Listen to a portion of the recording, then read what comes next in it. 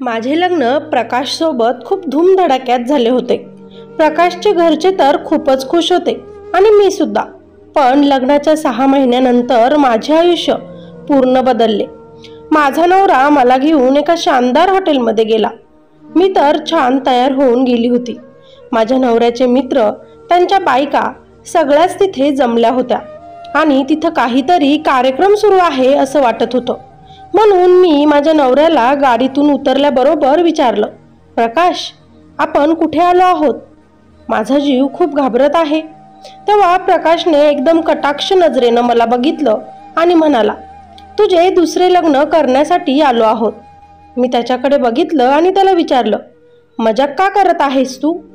माझा जीव वर खाली होत आहे. तेव्हा प्रकाश बोलतो, अगं मजाक नाही करत, खरं बोलतोय. तुला आज रात्रीसाठी दुसऱ्या मुलासोबत लग्न करायचे आहे. तू आज रात्री त्याची बायको होणार. उद्या सकाळी तुझा त्याच्यासोबत तलाक होणार आणि परत उद्यापासून आपण नवरा बायको. मला विश्वास पटत नव्हता की माझा नवरा खरंच बोलतोय की खोटं. पण तो माझ्यासोबत मस्करी करत असेल म्हणून मी त्याच्यासोबत त्या हॉटेलमध्ये आत गेले आणि तिथं जे बघितलं, जे ऐकलं ते बघून आणि ऐकून माझ्या पायाखालची जमीन सरकली. कारण माझ्या नवऱ्याने तर खरंच माझ्या इज्जतीचा खेळच मांडला होता. इतका मोठ्या घरातील आणि चांगल्या कुटुंबातील मुलगा आईने मला शोधून दिला होता. पण त्याचे विचार इतके विचित्र असेल मी स्वप्नातही विचार केला नव्हता. माझ्या नवऱ्याच्या त्या मित्रांचा आणि बायकोंचा हा खेळ बघून तर माझ्या पोटात गोळा आला होता. पण या परिस्थितीत मला वाचवायला कोणीच नव्हते. असेही नवरे असू शकतात हाच फक्त मी विचार करत होते आणि फक्त नवऱ्यासाठी त्या हॉटेलमध्ये सगळ्यांसोबत उभी होते. माझ्या नवऱ्यानं मला जेव्हा एका रूममध्ये पाठवले तेव्हा मला खूप मोठे त्यांच्या त्या मित्रमैत्रिणींचे राज समजले, जे की अतिशय लाजिरवाणे होते. पण त्यातून बाहेर निघण्यासाठी मी एका मोठ्या खोलीत बंदिस्त झाले होते आणि तितक्यातच त्या रूमचा दरवाजा बंद होतो. समोरच्या व्यक्तीला बघून मी खूप घाबरले आणि आता मला समजले होते की माझा नवरा खरंच माझे लग्न दुसऱ्या व्यक्तीसोबत लावून द्यायचं जे बोलत होता ते खरं आहे. कारण त्या हॉटेलमध्ये माझ्याच सारख्या अनेक मुली आपल्या नवऱ्यासोबत आलेल्या होत्या, त्याही स्वखुशीने. माझ्यासमोर असणाऱ्या त्या व्यक्तीला मी विचारलं की इथे हे काय चालू आहे, जरा मला समजेल का? तेव्हा त्या व्यक्तीनं मला जे सांगितलं माझा विश्वास बसत नव्हता. मी खूप घाबरले. सारखं आईची आठवण मनात येत होती की आई, आता मी काय करू आणि कशी वाचू या परिस्थितीत. तोच मी तिथून पळण्याचा प्रयत्न केला. पण त्या व्यक्तीने मला पकडलं आणि माझ्यासोबत. कसे आले मला हे लग्नाचे स्थळ, कसे झाले माझे लग्न आणि काय घडले माझ्यासोबत जेव्हा मी माझ्या नवऱ्यासोबत त्या हॉटेलला गेल्यावर, हे सगळं जाणून घेण्याचा प्रयत्न करा स्टोरी पूर्ण ऐकून. माझे नाव विद्या. मी एका शिक्षित घरातील मुलगी. माझे शिक्षण पूर्ण झाले तसे आईनं माझ्या मागे लग्न कर रट लावली. कुणी आवडत असेल तर तसे सांग असेही आई विचारायची. पण खरं तर मला कुणी आवडतच नव्हते. तू सांगेल त्या मुलासोबत मी लग्न करेन असे आईला मी सांगितले. पण मला बघायला येणारे मुले मला आवडतच नव्हती. माझे बाबा मी 10वीत असताना हृदयविकाराच्या आजाराने निधन पावले. तसा माझा सांभाळ माझी आईच करत होती आणि मला पण आईची मदत करायची इच्छा होती. पण तेव्हाच आईनं माझ्यासाठी एक चांगलं मोठं स्थळ बघितलं. आपल्या पण पेक्षा मॉडर्न विचारांचे लोक आहे असंही तिनं मला सांगितलं. प्रकाश आणि त्याचे आई वडील मला बघायला आलेत. खरं तर मला बघायला आलेले मुलं इतर वेळी मला पसंत पडत नव्हते, पण यावेळी मला प्रकाश बघता क्षणी आवडला. प्रत्येक मुलीची इच्छा असते माझा होणारा नवरा हा एखाद्या हिरोप्रमाणे असावा आणि मला माझा हिरो हा प्रकाशमध्ये दिसला. कारण याआधी एकदा तरी मी प्रकाशसोबत कुठेतरी भेटली आहे, पण कुठं हे मला आठवत नव्हतं. मी कसलाच विचार न करता लग्नाला होकार दिला. सगळे खूप खुश होते. माझी आई तर सगळ्यात जास्त खुश होती, कारण मी तिच्या पसंतीनं लग्न करत होते. बाबा जसे गेले तसे आईने माझं पालनपोषण एकदम व्यवस्थितरित्या केलं होतं. आई आणि बाबांचं प्रेम तिने मला एकटीनंच दिलं होतं. खूप चांगले संस्कारसुद्धा माझ्या आईनं मला दिले होते. त्यामुळे कुठलीच गोष्ट माझ्या आईला न विचारता मी करत नव्हते. माझे लग्न प्रकाशसोबत झाले. माझा गृहप्रवेश चांगल्या प्रकारे पार पडला. मी माझ्या सुहागरातीच्या बेडवर जाऊन बसले. प्रकाश पण आतमध्ये आला. अगोदर आम्ही थोड्या गप्पा गोष्टी केल्या आणि नंतर वेळ आली ती प्रेमाची. त्यानं हळूहळू करून माझे दागिने काढले आणि माझ्याजवळ येण्याचा प्रयत्न करू लागला. पण तितक्यात माझी नजर समोर ठेवलेल्या मोबाईलवर पडली. मी जरा घाबरले. पटकन त्याच्यापासून दूर झाले आणि तो मोबाईल बंद केला. तितक्यात प्रकाश मला बोलला, विद्या काय झालं? अशी दूर का झालीस? आणि व्हिडिओ रेकॉर्डिंग बंद का केली? तेव्हा मी रागातच प्रकाशला बोलले, प्रकाश हे काय चालू आहे? तू ही रेकॉर्डिंग का काढत आहेस? मला हे आवडत नाही. प्लीज तुम्ही हे सगळं बंद कर. मी रागातच त्याला बोलले. तो माझ्याजवळ येत मला म्हणाला, अरे कूल डाऊन. पण आज पहिल्यांदा असं जवळ येत आहोत ना आपण, म्हणून म्हटलं आपल्या पहिल्या आठवणी जपून ठेवाव्यात. पुढे जाऊन कधी आठवण आली तर आपण ह्या मेमरीज बघू शकतो. तो अतिशय प्रेमाने बोलायला लागला. पण मी त्याला सांगितलं, हे मला आवडत नाही. तेव्हा तो बोलला, ठीक आहे, नाही काढत व्हिडिओ. आता त्यानं माझी समजूत काढली आणि आमची सुहागरात त्या दिवशी अशा प्रकारे पार पडली. सकाळी उठले तर तो अजून झोपलेलाच होता. मला वाटलं लग्नासाठी ऑफिसमधून सुट्ट्या घेतलेल्या असेल त्यानं. सुट्ट्या संपल्या की जाईल तो ऑफिस. आता मी उठून लवकर तयार झाले होते म्हणून खाली किचनमध्ये गेले. खरं तर मला ऑफिससाठी 2 ते 3 दिवस सुट्टी होती आणि मी माझं रिझाईनही टाकलं होतं. कारण मला वाटलं माझ्या लग्नानंतर मला माझे सासू सासरे नोकरी करून देणार नाही, कारण त्यांच्याकडे आधीच किती मोठा बिझनेस आहे. पण मी किचनमध्ये काम करत असताना माझी सासू माझ्याजवळ आली आणि मला म्हणाली, बेटा विद्या, आज पहिल्यांदाच तू स्वयंपाक बनवत आहेस, पण उद्यापासून तुला हे काम करायची गरज नाही. आपल्या घरात नोकर चाकर आहेत. तू तुझी लाईफ एन्जॉय कर. प्रकाशसोबत बाहेर फिर, मित्रमैत्रिणींसोबत वेळ घालव. तुला आमच्या घरात कशाचीच रोकटोक नसेल. मला तर आता खूप आनंद झाला. म्हणजे माझी आई म्हटली ते एकदम बरोबर आहे. हे लोक खरंच खूप मॉडर्न विचाराचे आहेत. मी माझ्या सासूला लगेचच मिठी मारली आणि विचारलं, खरंच मी माझा जॉब परत करू शकते? त्यांनी होकार दिला. आता डायनिंग टेबलवर सगळेच जेवायला बसले होते. माझे सासरे माझ्या नवऱ्याला त्याच्या सुहागरातीबद्दल विचारत होते. तुझी झोप तर झाली ना? विद्याला त्रास तर दिला ना? त्याला हसूनच विचारत होते. त्या दोघांना असं बोलताना बघून आणि ऐकून मला कसं तरीच झालं. बाबा असे कसे आपल्या मुलासोबत बोलू शकतात? इतकं मॉडर्न असणंही काय उपयोगाचं? माझ्या मनातील विचार कदाचित माझ्या सासूच्या लक्षात आला असावा आणि म्हणूनच तिनं माझ्या नवऱ्याला आणि माझ्या सासऱ्याला शांत बसा म्हणून सांगितले. विद्या अजून आपल्या घरात नवीन आहे. आपल्यासारखं फ्री व्हायला तिला अजून वेळ लागेल. तोच सासरे मला म्हणाले, बेटा विद्या हे बघ, आम्ही असेच आहोत. मजाक मस्ती चालतेच.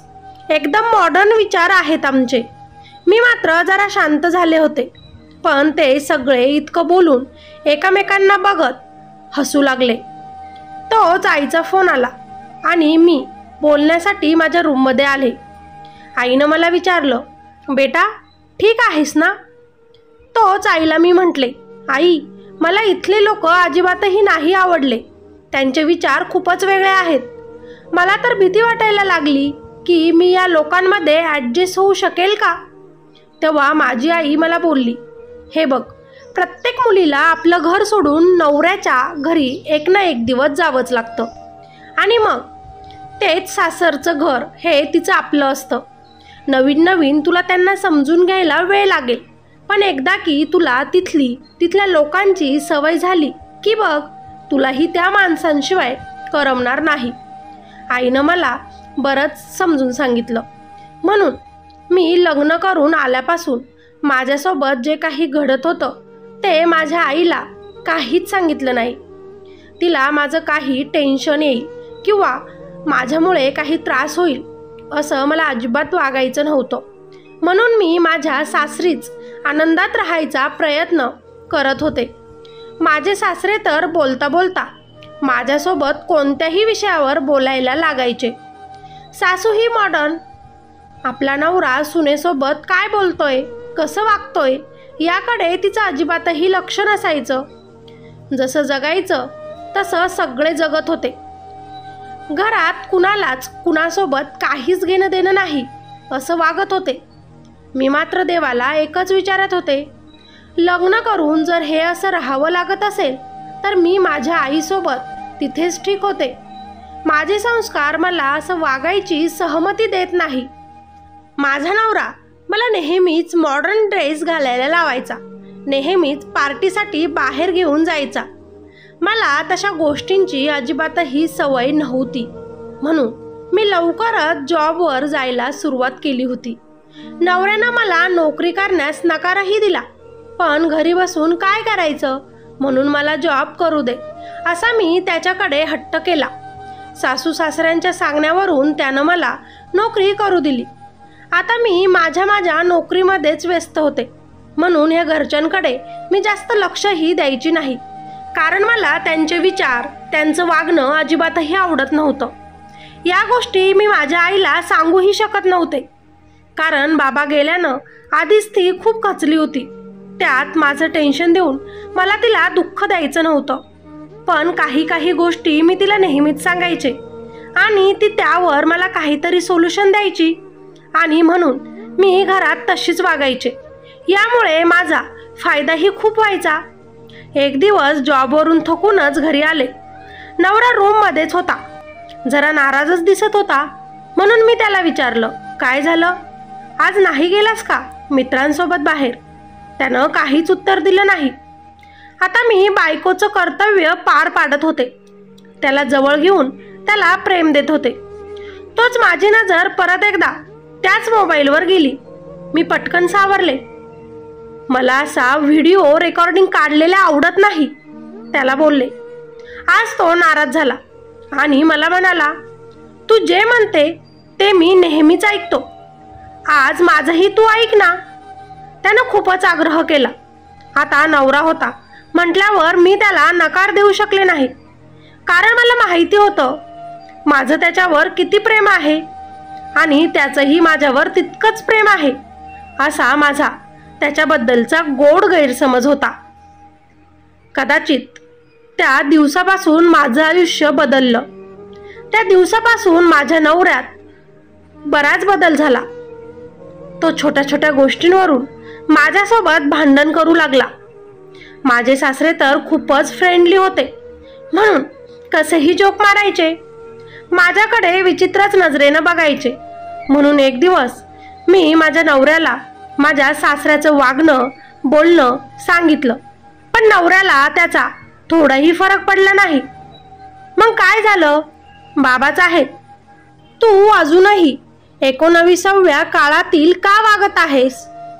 हे कलियुग आहे, यामध्ये सगळंच चालतं. त्याचं बोलणं ऐकून मला तर माझ्या नवऱ्याचाच राग येत होता. आईला या गोष्टींबद्दल कसं सांगू हा विचार मी करत होते. पण परत एकदा मनावर दगड ठेवून शांत बसण्याचा मी निर्णय घेतला. पण मी आता घरातून जास्त करून बाहेरच राहायला लागले. माझा जॉब आणि मी भलं हा विचार करून. एक दिवस करवा चौथचा उपवास मी पकडला आणि नवऱ्याची वाट बघत मी टेरेसवर बसले. काही वेळात नवरा आला. आम्ही पूजा करत होतो, पण अचानकच त्याला एक फोन आला. तो मध्येच पूजा सोडून फोनवर बोलायला गेला. मी त्याच्या मागे गेले आणि तो जे काही बोलत होता ते ऐकून मला धक्काच बसला. माझा नवरा एका वकिलासोबत बोलत होता. मला विद्यासोबत तलाक हवाय म्हणत होता. मी आता या सगळ्या गोष्टींना थकलो. माझी बायको मला जशी हवी आहे तशी अजिबात नाही. मला एखादी मॉडेल बायको हवी होती, संस्कारी नाही. म्हणून लवकरात लवकर तलाक घेऊन द्या म्हणून त्यानं फोन बंद केला. मी मात्र घाबरले. पूजेचं ताट हातातून खाली पडलं. प्रकाश, असं काय बोलत आहेस? त्याला विचारू लागले. तेव्हा तो चिडतच मला म्हणाला, हे बघ विद्या, तुझे विचार आणि आमचे विचार खूप वेगळे आहेत. म्हणून मला नाही वाटत आपण आयुष्यभर एकमेकांसोबत राहू शकतो. आमच्या घरातलं वातावरण कसं आहे तुला चांगलंच माहिती आहे आणि आम्हाला वाटत नाही की तू आमच्या घरात मॅच होशील. म्हणून तू मला घटस्फोट दे. मी त्याच्या बोलण्यानं खूप घाबरले, कारण मला माझ्या आईचा चेहरा समोर आला. मी परत एकदा तिला हा त्रास देऊ शकत नव्हते. म्हणून मी माझ्या नवऱ्याची विनवणी करू लागले, जरा शांत हो प्रकाश, आपण या गोष्टींवर विचार करू, मला जरा वेळ दे. त्याला बोलत होते तेव्हा प्रकाश मला म्हणतो, तू तुझ्या आईला छोट्या छोट्या गोष्टींवरून फोन करून सांगत असते आणि मग काय, तुझ्या माताजींचा आदेश घरामध्ये तू पाळत असतेस. तिकडनं तुझ्या आईनं जे सांगितलं तेच तू इकडे वागत असते. पण आता नाही. बस, माझे मॉम डॅड आणि मी एकदम नवीन विचारांचं आहोत. आता मला समजलं की माझा नवरा माझ्या काही गोष्टींवरून नाराज आहे. पण मी विचार केला, मी जर माझ्या नवऱ्याच्या सांगण्यावरून तसं राहिले, त्याच्यासोबत बाहेर गेले तर कदाचित तो मला तलाक देणार नाही. म्हणून मी लगेचच त्याला बोलले, माझ्यामुळे तुला त्रास झाला ना, तर खरंच मला माफ कर. पण आता मी तुला प्रॉमिस करते, तू जसं म्हणशील तसंच वागेल. तू जिथे म्हणशील तिथे तुझ्यासोबत येईल. पण घटस्फोट घेण्याबद्दल विचार मागे घे, कारण तू कसाही असलास तरी माझा नवराचा आहेस आणि माझं तुझ्यावर जीवपाड प्रेम आहे. माझा नवरा मला म्हणाला, बघ हं विद्या, तू प्रॉमिस करत आहेस, प्रॉमिस तोडू नकोस. मी हो म्हटले. आता त्यानं मला परत जवळ घेतलं. असेच थोडे दिवस गेले. खरं तर मला तिथलं कोणतंच वातावरण आवडत नव्हतं. पण बापाचा सहारा नसल्यानं आईला त्रास होऊ नये म्हणून मी स्वतःला त्या घरामध्ये ॲडजस्ट करायचा प्रयत्न करत होते. माझ्यासोबत तिथं खूप मोठे षडयंत्र रचले जात होते, पण मला त्या गोष्टींबद्दल काहीही एक माहिती नव्हती. माझ्या नवऱ्यानं अचानकच एक ट्रिप काढली, तीही त्याच्या मित्रांसोबत. पण त्या अगोदर त्यानं मला त्याच्या पूर्ण मित्र आणि मैत्रिणींची ओळख करून दिली. त्याचे मित्र आणि मैत्रिणीसुद्धा अगदी त्याच्या घरच्यांसारखेच होते.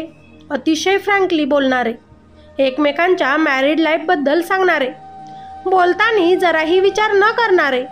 मी तर म्हणेल त्यांना आपण काय बोलत आहोत यामुळे जराशीही लाज वाटत नव्हती. ते काहीही जोक करायचे आणि हसायचे. प्रकाशने मला त्याच्या मित्र आणि मैत्रिणींची ओळख करून दिली. तेव्हा मला जाणवलं की एक मुलगी प्रकाशकडे वेगळ्याच नजरेनं बघत होती, जिचं नाव रागिनी. प्रकाशसुद्धा तिच्याकडे तसेच बघत होता.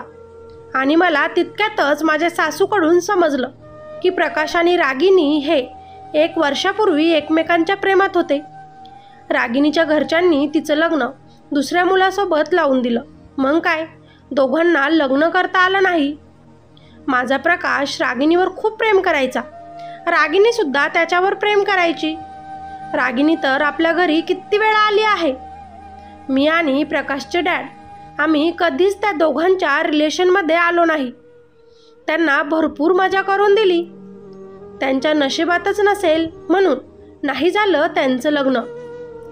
पण काय झालं, लग्न नाही झालं तर ते आजही तशाच प्रकारे भेटतात. मला मात्र माझी सासू जे सांगत होती ते ऐकून अतिशय राग आला. आपल्याच मुलाच्या प्रेमाबद्दल सुनेला सांगत आहे. शी शी, अशा कोणत्या लोकांमध्ये येऊन मी पडले. मी विचार करू लागले, आईला फोन करून हे सगळं काही सांगून देऊ का? पण नको, मला ॲडजस्ट करावं लागेल. म्हणून मी शांत बसले. प्रकाशचे सगळेच मित्रमैत्रिणी एका हॉटेलकडे गेले. प्रकाशसुद्धा माझ्याजवळ येताच मला म्हणाला, विद्या, तू मला प्रॉमिस केलं होतं ना, ते पूर्ण करायची आज वेळ आली आहे. तयार हो आणि माझ्यासोबत चल. आता मात्र मला काही कळेना की प्रकाश मला तयार का व्हायला सांगत आहे. ट्रिप तर अजून 8 दिवसांनी जाणार आहे ना. मग आता काय करायचं असेल? माझ्या डोक्यामध्ये वेगवेगळे विचार येत होते. पण तरीही मी छान साडी घालून तयार झाले आणि प्रकाशसोबत गाडीत बसून त्या आलिशान हॉटेलकडे गेले. गाडी थांबली. मी हळूच प्रकाशला विचारलं, प्रकाश, माझा जीव खूप घाबरत आहे. मला इथे काय करायचं आहे? तेव्हा प्रकाश मला बोलतो, दुसरं काही करायचं नाही. जे रोज माझ्यासोबत करते ते आज दुसऱ्यासोबत करायचं आहे. मला त्याचं बोलणं समजलं नाही, म्हणून मी परत त्याला विचारलं, तू काय म्हणतोय? अगं विद्या, मी तुला सांगत आहे, आज तुला एका पुरुषासोबत लग्न करायचं आहे. त्याच्यासोबत एक रात्र घालवायची आहे. उद्या सकाळी उठल्यानंतर तुझा त्याच्यासोबत तलाक होणार आणि तू परत माझी बायको म्हणून आपापल्या घरी परत येणार. मी त्याला बोलली, तू मजाक करत आहेस ना? तो मला म्हणाला, माझ्या चेहऱ्याकडे बघून तुला वाटत आहे का की मी मजाक करतोय? तुला हेच करायचं आहे. आतमध्ये जाऊन मी त्याच्यासोबत जाण्यास नकार दिला तर तो लगेचच मला म्हणाला, तू त्या दिवशी मला प्रॉमिस केलं होतं. तुला प्रॉमिस पूर्ण करायचं नसेल तर चल कोर्टमध्ये, आपण घटस्फोट घेऊ. घटस्फोटाचं नाव ऐकून मी घाबरले आणि त्याला बोलले की मी तयार आहे, कारण मला वाटलं माझा नवरा माझ्यासोबत काहीतरी मजाकच करत असेल. आता मी प्रकाशसोबत त्या आलिशान हॉटेलमध्ये एंट्री केली. माझ्यावर गुलाबांच्या पाकळ्यांनी त्याच्या मित्रमैत्रिणींनी वर्षाव केला. आता मला वाटलं की माझ्यासाठी माझ्या नवऱ्यानं काहीतरी मोठं सरप्राईज ठेवलं आहे. किती छान स्वागत त्याच्या मित्रमैत्रिणींनी माझं केलं होतं. माझ्यासारख्या अनेक मुली आपल्या नवऱ्यासोबत तिथे येत होत्या, पण त्या का येत होत्या ते कळत नव्हते. आता खेळ खेळायला सुरुवात करायची का? रागिनी बोलली. रागिनीचा नवरा माझ्याकडे बघतच होता. तोच मी रागिनीला विचारलं, कसला खेळ? तेव्हा रागिनी प्रकाशला विचारते, तू या खेळाबद्दल विद्याला सांगितलं नाहीस? त्याने डोळ्यानेच नाही म्हणून खुणावले. मला तर तिथे काय सुरू आहे तेच कळत नव्हतं. आता रागिनीनं काही चिठ्ठ्या करून एका मोठ्या बाउलमध्ये टाकल्या. प्रत्येक पुरुषाने त्या चिठ्ठ्या एक एक करून उचलल्या आणि खोलल्या. 1, 2, 3, 4 असे नंबर प्रत्येक चिठ्ठीत होते. आता सगळ्या बायकांनी आपल्याला दिली गेलेली चावी त्या बाउलमध्ये परत टाकली आणि एक नंबर ज्या व्यक्तीला आला होता त्या व्यक्तीनं जी चावी काढली ती चावी कुणाची होती त्या स्त्रीसोबत तो व्यक्ती त्या खोलीत जात असे. मला मात्र आता घाम यायला लागला. हे काय सुरू आहे मला काहीच कळेना. माझ्या ही कमरेची चावी त्या बाउलमध्ये टाकण्यात आली. मला खूप भीती वाटत होती. खरंच माझ्यासोबत काही वाईट घडणार आहे का मी विचार करत होते. पण नवऱ्याच्या प्रेमाखातर मी तिथे तशीच उभी होते. रागिनीचा नवरा त्यानं माझी चावी त्या बाउलमधून बाहेर काढली आणि माझ्या खांद्यावर हात ठेवत मला म्हणाला, चल विद्या. मी माझ्या नवऱ्याकडे बघू लागले आणि त्या व्यक्तीला म्हणाले, दादा 2 मिनिट मला माझ्या नवऱ्यासोबत काही बोलायचं आहे. मी प्रकाशकडे बघतच त्याला म्हणाले, प्रकाश हे काय होत आहे? तू मला या व्यक्तीसोबत त्या रूममध्ये का पाठवत आहे? आतमध्ये गेल्यावर तुला समजेल. तू जा. प्रॉमिस तोडू शकत नाही तू, म्हणत प्रकाशनं मला रागिनीच्या नवऱ्यासोबत त्या रूममध्ये पाठवलं. मी रूममध्ये गेले. रूमचा दरवाजा बंद झाला. रागिनीचा नवरा गिरीश माझ्याजवळ यायचा प्रयत्न करू लागला.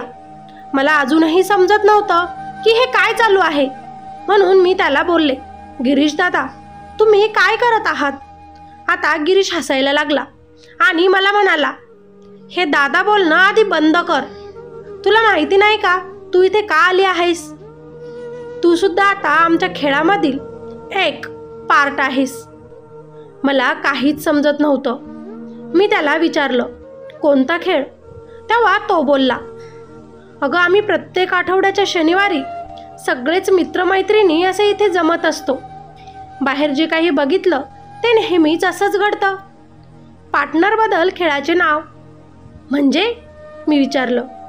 अगं आम्ही सगळे मित्र आणि आमच्या सगळ्यांच्या बायका जोड्यात चेंज होत असतात. एका दिवसाचा नवरा बायको म्हणून जगायचं. आणि सगळं काही करायचं. हे सगळं ऐकून माझ्या पायाखालची जमीन सरकली. मी गिरीशला विचारलं, प्रकाश पण हा खेळ खेळतो? हो, पण आम्ही गेल्या 2 महिन्यांपासून त्याला या गेममध्ये सहभागी होऊ दिलं नाही. कारण आमच्या ह्या खेळाचा नियमच असा आहे की बायकोसोबतच एंट्री घ्यायची, आणि तो तुला घेऊन येत नव्हता म्हणून त्याला हा खेळ 2 महिन्यांपासून खेळता आला नाही. पण आता तो तुला इकडे घेऊन आला म्हणूनच त्याला रागिनीच्या रूमची चावी मिळाली. मी त्याला विचारलं, तुझी बायको रागिनी माझ्या नवऱ्यासोबत त्या रूममध्ये गेली, तुला याचा थोडाही फरक पडत नाही का? तेव्हा गिरीश म्हटला, त्यात काय फरक पडून घ्यायचा? तिलाही आनंद मिळतो आणि मलाही दुसऱ्याच्या बायकासोबत आनंद मिळतो. शी, किती घाणेरडे विचार आहेत तुमचे, म्हणत मी त्या गिरीशच्या जोराची गालात मारली. माझा खूप संताप होत होता आणि तोच मी त्याला बोलले, हे बघ गिरीश, मला हे काहीही प्रकाशनं सांगितलं नव्हतं, नाहीतर मी तुमच्या या खेळाचा हिस्सा कधीच बनले नसते. मला हे अजिबात मंजूर नाही. माझ्या नवऱ्याशिवाय मला दुसरा कोणीही पुरुष हात लावू शकत नाही. प्रकाशकडे मी बघते. मनात मी तिथून जाण्याचा प्रयत्न करू लागले, पण गिरीशनं मला पकडलं आणि म्हणाला, अगं, हे हॉटेलच आम्ही मित्रांनी त्या गोष्टीसाठी सुरू केलं आहे. कोणत्याच मित्राच्या बायकोला या गोष्टीचा पस्तावा नाही. सगळे तर कधी आठवडा संपेल याची वाट बघत असता. आणि तसंही मला तू खूप आवडते जेव्हापासून मी तुला बघितलं, आणि म्हणूनच मी प्रकाशला 2 महिन्यांपासून या गेममध्ये सहभागी होऊ दिलं नाही, जेणेकरून त्यानं तुला या गेममध्ये सहभागी केलं पाहिजे. मी प्रकाशच्या नावाने ओरडत होते, वाचवा वाचवा म्हणत होते, पण तिथं माझा आवाज ऐकणारं कोणीही नव्हतं. त्या गिरीशनं माझ्या शरीरावर हात टाकला आणि माझ्यासोबत त्या रात्री तो नवरा बनून माझी इज्जत. आता मात्र मी माझं सगळं काही संपलं म्हणून विचार करत होते. माझ्या आईला कोणत्या तोंडाने हे सगळं काही सांगू? तिला किती मोठा धक्का बसेल. माझ्या नवऱ्याच्या घरचे लोक कसे आहेत? असे मॉडर्न विचार काय कामाचे? काय करू मी? म्हणत मी त्या रूमच्या बाहेर पडले. प्रकाश मला घेण्यासाठी रूमच्या समोर उभाच होता. मी रागातच जाऊन त्याची कॉलर पकडली. तुला लाज वाटत नाही का तुझ्या बायकोला तुझ्या मित्राच्या रूममध्ये असं पाठवायला? आपलं लग्न झालं आहे. तुला माझ्या इज्जतीचं काहीही नाही. तू काय मला तलाक देणार? आता मलाच तुझ्यासोबत राहायचं नाही.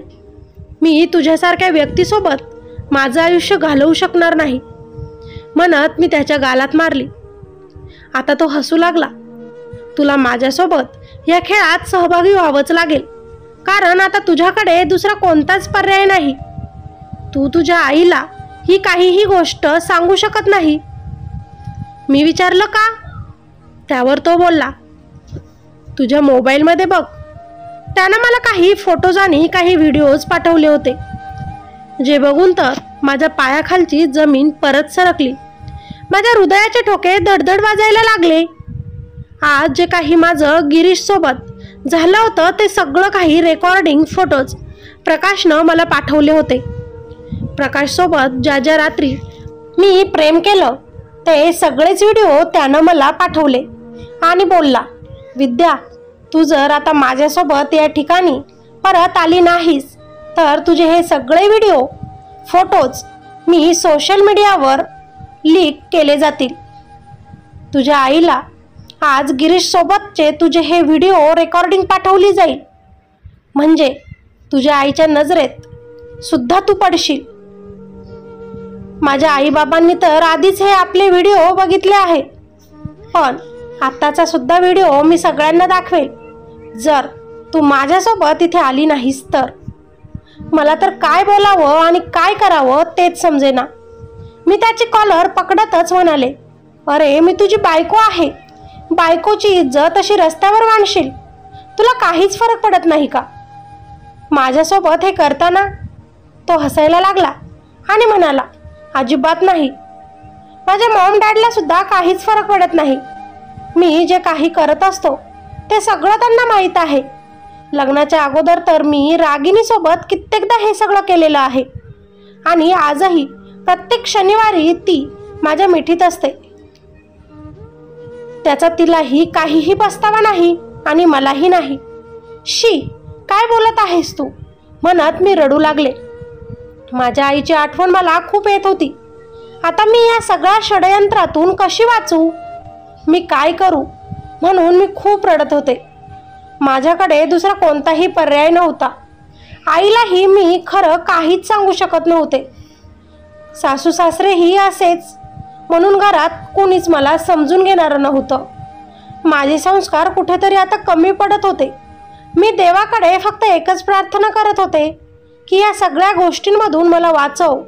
माझं नावही खराब होऊ देऊ नको, माझ्या आईची मानही खाली होऊ देऊ नको आणि या प्रकाशसारख्या लोकांना शिक्षा दे. असलं मॉडर्न काही कामाचं नाही. आणि खरंच देवाने त्या दिवशी माझं ऐकलं. त्या दिवशी मी आणि प्रकाश जेव्हा घरी गेलो तेव्हा माझी आई आधीच आलेली होती. आईला बघताच मी आईला मिठी मारली. आईसोबत काही बोलायचं तोच प्रकाशने हातातून मोबाईल आईला दाखवायला सुरू केला, म्हणून मी विषय बदलला. पण माझ्या आईनं माझ्या चेहऱ्यावरील चिंता ओळखली होती. मध्यरात्री जेव्हा मी गॅलरीत विचार करत बसले होते तेव्हा माझी आई माझ्या जवळ आली आणि मला म्हणाली, बेटा, काही प्रॉब्लेम आहे का? तुला इथे कसला त्रास तर नाही ना? आईला टेन्शन होऊ नये म्हणून मी खूप आनंदी आहे असं मी तिला सांगितलं.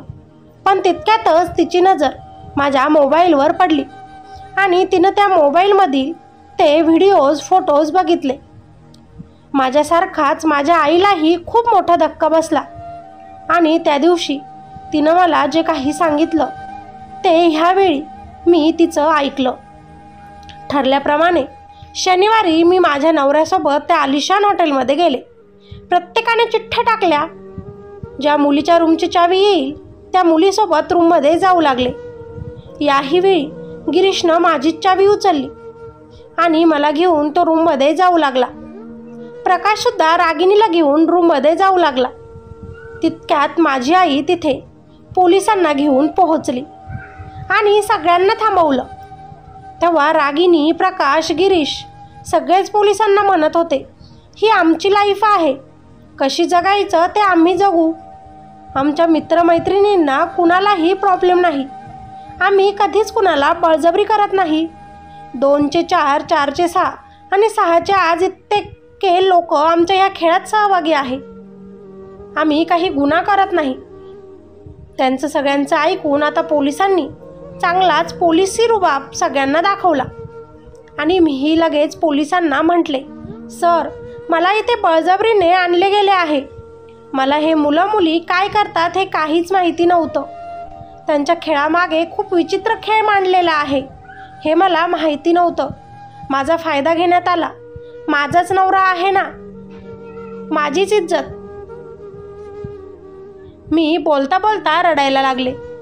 तेव्हा माझा नवरा मला म्हणाला, विद्यू, आपण किती प्रेम करतो एकमेकांवर. अगं, हे आत्ताचं युग आहे, यात सगळंच हे चालतं. आपण दोघं आहोत ना, सगळं सांभाळून घेऊ. यावेळी मी माझ्या नवऱ्याचं काहीच ऐकलं नाही. माझ्या आईने सुद्धा प्रकाशच्या गालात मारली.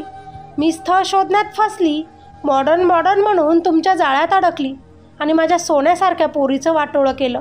पण आता नाही, माझी मुलगी शिकलेली आहे, चांगले संस्कार तिला आहेत. तुझ्यासारख्या गाणेरड्या मुलासोबत मी तिचा संसार बघू शकणार नाही. म्हणून आत्ताच घटस्फोटाचे कागद घेऊन आली आहे. सह्या कर आणि जेलमध्ये जा, म्हणत माझ्या आईनं माझा आणि प्रकाशचा त्या दिवशी घटस्फोट करून घेतला. आणि या सगळ्या गोष्टींचा माझ्या मनावर कुठेतरी खूप खोलवर परिणाम झाला. मी खूप घाबरले गेले. लग्न हा विचारच डोक्यातून मी काढून टाकला. असेही लोक असतात जे की आपला फायदा घेतात, हा विचार करूनच माझं हृदय धडधडायचं. माझ्या आईनं प्रकाशच्या आईवडिलांचीही खूप मोठी सुनावणी केली. त्यांनी माझ्या आईकडे प्रकाशला सोडवण्यासाठी खूप रिक्वेस्ट केली, पण माझ्या आईनं कुणाचंच ऐकलं नाही. आणि म्हणूनच आज प्रकाश आणि त्याचे ते मित्रमैत्रिणी जेलमध्ये आहेत आणि मी सुद्धा माझ्या आईसोबत माझ्या घरी आहे. संस्कार जपून स्वतःकडे लक्ष देऊन मी माझ्या आईच्या कामात पुरेपूर मदत करते. सोबतच माझा जॉबसुद्धा मी सांभाळते. माझ्यासोबत जे काही घडलं ते सगळं विसरून मी माझं आयुष्य पुढं जगण्याचा प्रयत्न करत आहे. या गोष्टीचं तात्पर्य आईवडिलांचे संस्कार हे मुलांवर पडत असतात. चांगले संस्कार द्या, तेव्हाच मुलांकडून सुद्धा चांगल्या संस्काराची अपेक्षा करा. कोणतंही युग येऊ द्या, पण मुलामुलीला आपल्या मर्यादा विसरायला लावू नका. आपण कोण आहोत, काय करू शकतो किंवा काय नाही हे त्यांना समजावून सांगा. मॉडर्न फॅमिली उपयोगाची नसते. ज्या ठिकाणी संस्कार आहेत, ज्या ठिकाणी स्त्रीचा आदर केला जातो, ज्या ठिकाणी आपल्या सुनेला मुलीचा दर्जा दिला जातो, त्याच ठिकाणी आपली मुलगी लग्न करून पाठवण्याची तयारी ठेवा. तेव्हाच तुमची मुलगी सुखी राहील. पैसा बघून आपल्या मुलीचं लग्न करून देऊ नका. बाकीही या स्टोरीतून खूप काही शिकण्यासारखं आहे. बरेच बोध आपल्याला घेता येईल. मुलींनी सुद्धा प्रेमात आंधळ व्हायचं नसतं. आपला फायदा कुणाला घेऊ द्यायचा नसतो. फोटोज व्हिडिओज ह्यापासून कोसं दूर राहायचं. कधी कोण आपल्याला धमक्या देऊन जाईल सांगता येत नाही. खूप जपून आपलं आयुष्य जगायचं, जेणेकरून आपल्या आईवडिलांची मान आपल्यामुळे खाली जाणार नाही. ही स्टोरी आवडली असेल तर लाईक करा, कॉमेंट करून प्रतिक्रिया नोंदवा आणि चॅनलवर नवीन असाल तर सबस्क्राईब करा. धन्यवाद.